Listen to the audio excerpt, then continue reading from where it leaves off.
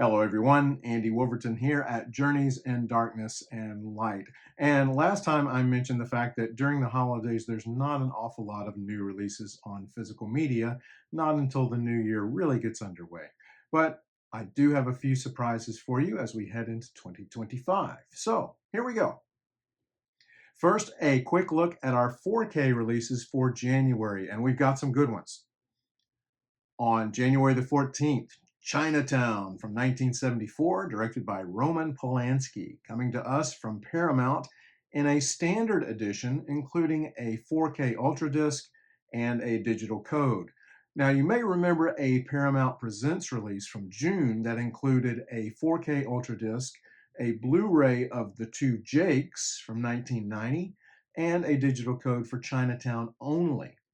Now, that edition apparently is out of print. I consider Chinatown a masterpiece, and if you don't own this film, you should in some format. So if you're a 4K person, consider the standard edition. Also on January the 14th, Reindeer Games from 2000, directed by John Frankenheimer.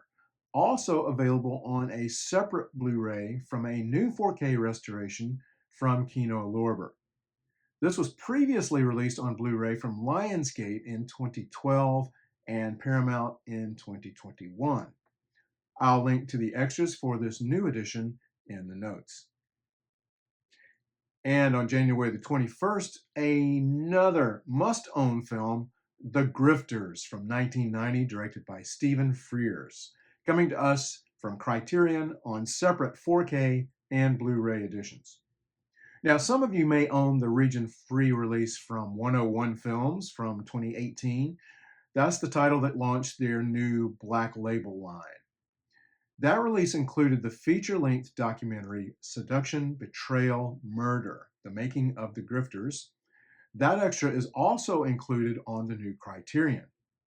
Now, it looks like the 101 Films limited edition booklet or its equivalent is not included in the Criterion. So I'm hanging on to my 101 Films release and still getting a Criterion, which also contains a new interview with Annette Bening and several archival supplements. I'll provide a link in the notes to the rest of the Criterion extras. Again, The Grifters is a must-own. Also on January 21st, don't tell him, but my favorite Quentin Tarantino movie is Jackie Brown from 1997. Available from Lionsgate in a 4K package, including a 4K Ultra Disc, a Region A Blu-ray, and a digital code. Now, this also comes in a steelbook, and I found a little bit of information on the steelbook extras. Not sure if they're going to be the same for the general release, but I will put that in the notes for you. Now, let's take a look at a few interesting Blu-ray releases. On January the 21st, a film that's been hard to see in a good edition. Impact from 1949, directed by Arthur Lubin. This is coming to us from VCI Entertainment. Brian Donlevy plays Walter, a millionaire industrialist whose wife Irene and her lover Jim plan to kill Walter. Something goes wrong, and Irene's lover Jim is killed instead, but the authorities believe the dead body is Walter.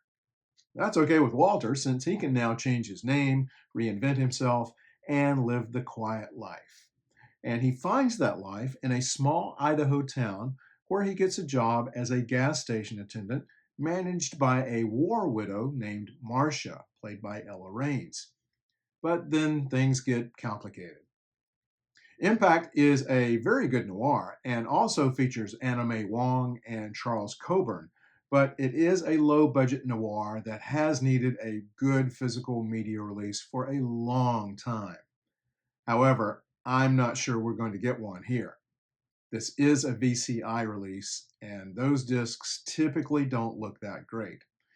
There's also no indication that this is a restoration and no hint of any extras. On January the 27th, Stray Dog from 1949, directed by Akira Kurosawa. This is a Region B disc from the BFI. Now, this is the first British release of the film on Blu-ray, and there's still no North American edition available, but maybe there will be soon. While on a crowded Tokyo streetcar, rookie homicide cop Murakami, played by Toshiro Mifune, realizes someone has stolen his police-issue Colt. In an unsuccessful attempt to track down the pickpocket, Murakami eventually uncovers a gun racket. Even more unsettling, he learns that his gun was used in a recent crime. Murakami's tunnel vision is interrupted when he's assigned to work with a veteran cop, Detective Saito, played by Takeshi Shimura. Stray Dog is tremendous, not only as a police procedural, but also as an examination of post-war Japan.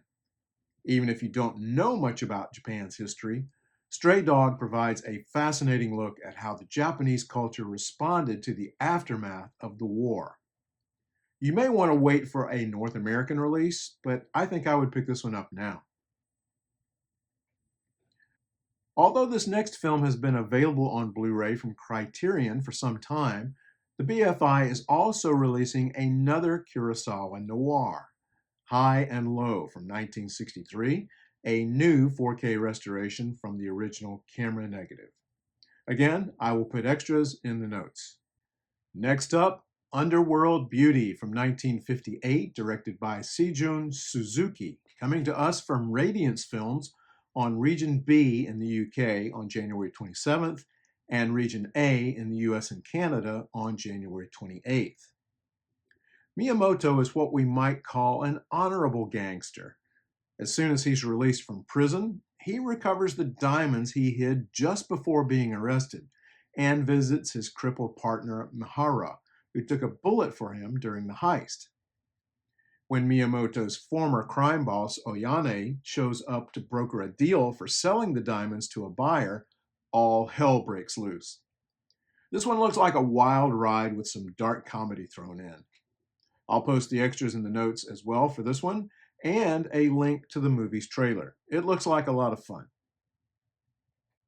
And don't forget Noir City 22 is coming up January 24th through February the 2nd, 2025 at the Grand Lake Theater in Oakland, California, featuring host Eddie Muller and special co-host Alicia Malone.